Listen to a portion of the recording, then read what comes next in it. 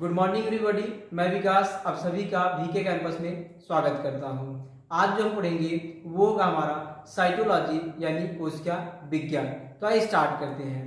देखिए, UP BEd में cytology से भी क्वेश्चन जो होते हैं वो पूछे जाते हैं जनरली, जिसमें से देखिए हम उन्हीं बात पे ज्यादा विशेष करके गौर करेंगे जहां से या जिस टॉपिक से या जहां से क्वेश्चन बन सकते हैं साइकोलॉजी में, उसमें हम ज्यादा विशेष कर फोकस करेंगे, क्योंकि यहाँ पे हमें थ्योरी लिखनी नहीं होती, हमें सिर्फ ऑब्जेक्टिव क्वेश्चंस को हल करने होते हैं। और हमारे पास इतना टाइम भी नहीं है कि हम पूरी थ्योरी को समझे और उसके बाद क्वेश्चन अटेम्प्ट करें। तो हम जनरली क्वालिफिकेशन के लिए, हम कहें बीएड क्वालिफाई करने के लिए, हमें क्वेश्चन पे ज्यादातर ध्यान देने होंगे। हमें नॉलेज नहीं अब गेन करने, क्योंकि हमारे पास टाइम नहीं है। हमें ऐसा कुछ पढ़ना है जो कि एग्जाम से रिलेटेड हो, ठीक है ना। तो हम उस चीज पे ज्यादा ध्यान देंगे जो चीजें एग्जाम में आ सकती हो, ठीक है ना। तो स्टार्ट करते हैं। देखिए, अगर हम बात करें साइटोलॉजी की तो इसकी हिंदी क्या होती है भाई? कोशिका विज्ञान। देखिए, कोशिका विज्ञान नाम से ही क्लियर है, ऐसा विज्ञान जिसमें हम कोशिका का अध्ययन करते हो। यानी साइटो मतलब होता है कोशिका। साइटो मतलब क्या होता है भाई? कोशिका। लॉजी मतलब क्या होती है? स्टडी करना यानी अध्ययन करना। तो जिस भी शाखा में कोशिका का अध्ययन करते हैं हम साइटोलॉजी कोशिका विज्ञान कहते हैं। अब हम बात करते हैं कोशिका होती क्या है। आप सभी जानते होंगे जो सेल होती है यानी कोशिका, कोशिका किसी भी जीवधारी की क्रियात्मक एवं संरचनात्मक इकाई होती है। ये होती है।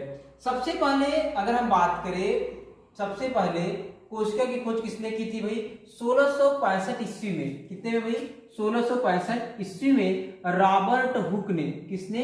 रॉबर्ट हुक ने की थी, ठीक है ना। ये चीजें होती हैं। लेकिन इन्होंने जो सेल को देखा था रॉबर्ट हुक ने 1665 ईस्वी में, ये सेल कैसी थी भाई? ये मृत सेल थी। कैसी सेल थी भाई? मृत कोशिका थी। अगर आपके एग्जाम में ये पूछा जाए कि सजीव कोशिका कौन सी थी, तो आप तब क्या बताएंगे भाई? देखिए, सजीव कोशिका को सबसे पहले जो खोजे थे कौन था? वो ल्यूवेनहॉक थे। कौन थे भाई? ल्यूवेनहॉक, ठीक है ना। देखिए, हुआ क्या था, जब रॉबर्ट हुक कोशिका को खोज रहे थे तो उन्होंने क्या लिया था कि कार्क की कोशिका ली थी। और कार्क जो होता है उसे क्या कहते हैं भाई? कार्क जो होती है बॉटल का ढक्कन होता है, उसे हम कार्क कहते हैं।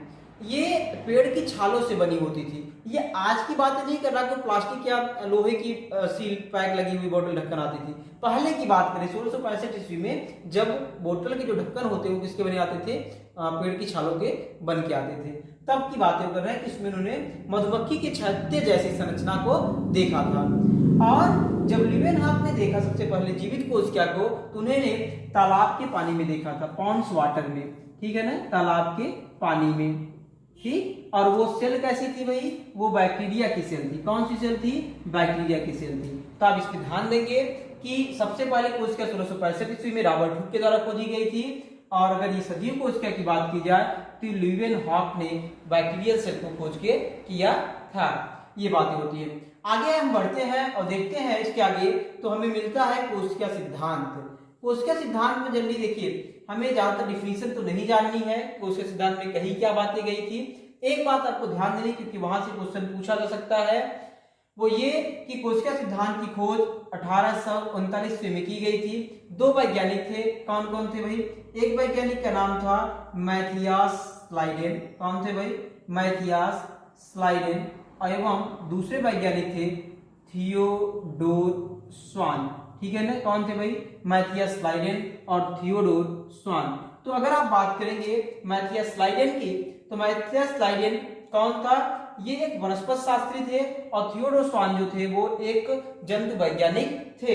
इन दोनों ने मिलकर के 1839 में कोशिका सिद्धांत को प्रतिपादित किया। इस कोशिका सिद्धांत में कुछ बातें कही गई थी, जिसमें से जैसे एक तो कोशिका की परिभाषा ही हो जाती है कि कोशिका की खोज की कोशिका किसी भी जीवधारी की क्रियात्मक एवं संरचनात्मक इकाई होती है। दूसरी बात है कि कोई भी जीवधारी कोशिका से मिलकर बना होता है। ये चीजें होती हैं। इसी कोशिका सिद्धांत को यहाँ से 1855 ईस्वी में 1855 में एक वैज्ञानिक आए रुडोल्फ विर्चो, जिनका नाम क्या था भाई? Rudolf Virchow. इन्होंने 1855 में इस कोशिका सिद्धांत को आगे बढ़ाया और एक लाइन जोड़ी उन्होंने ये कि किसी भी, हम कहते हैं अंग्रेजी में कहा जाता है ओमनीस सेलुला, ई सेलुला, यानी किसी भी नई कोशिका का निर्माण यानी न्यू सेल जो होती है वो किससे बनती भाई, वो जनरली ओल्ड सेल से बनी होती है।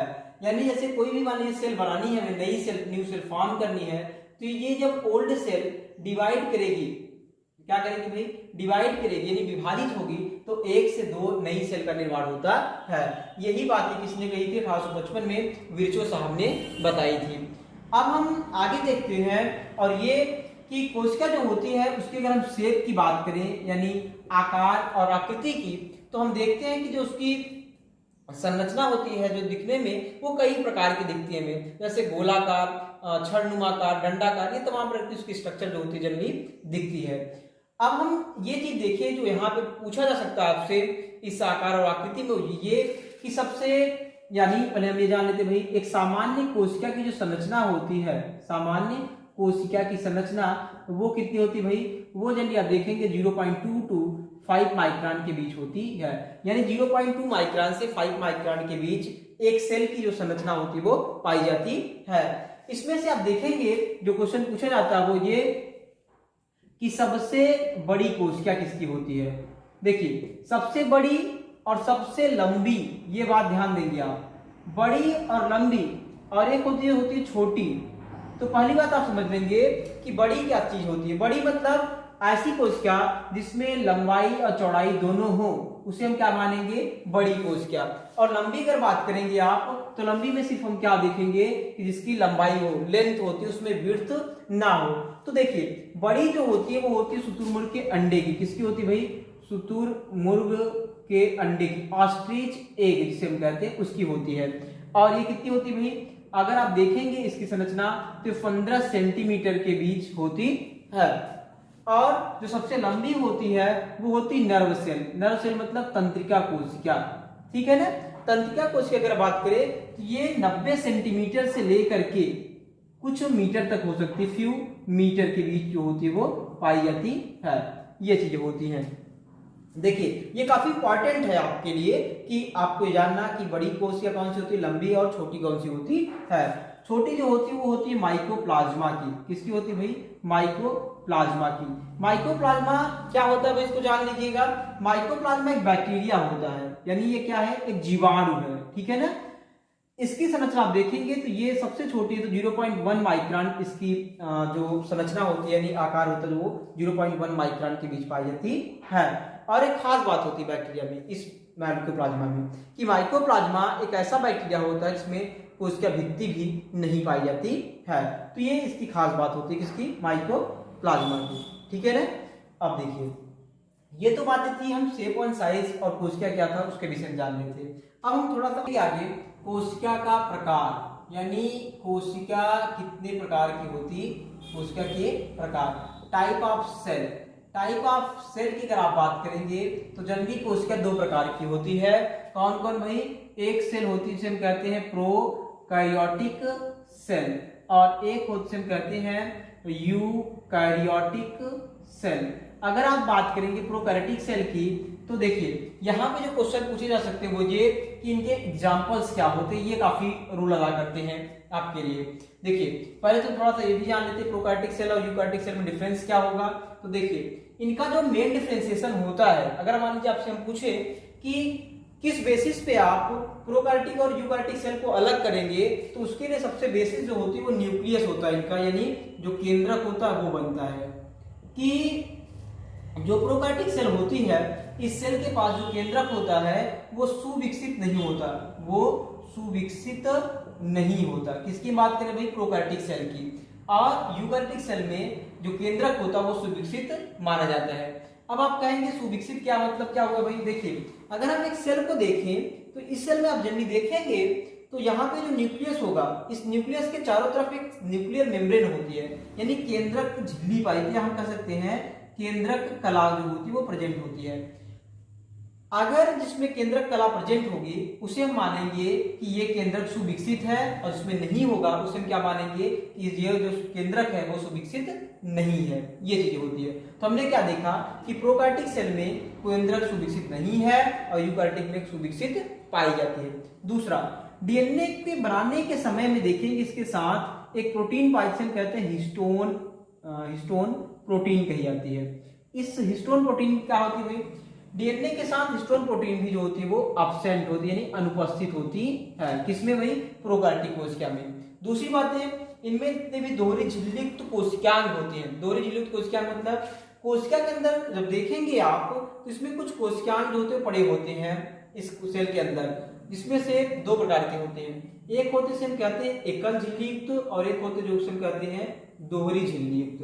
तो दोहरी झिल्लियुक्त मतलब कि जैसे मान लीजिए सेल है हमारा, ये न्यूक्लियर कोई कोशिकांग है, तो इस कोशिकांग में एक झिल्ली ये हो गई, मान लीजिए इसके अंदर एक झिल्ली और हो जाए तो ये क्या हो जाएगी, दोहरी झिल्लियुक्त कोशिकांग हो जाएंगे। तो इसके एग्जांपल से आपके यहाँ होता है माइटोकॉन्ड्रिया, गोल्गी का, अंतःप्रद्रवी जालिका, ये सब चीजें होती हैं।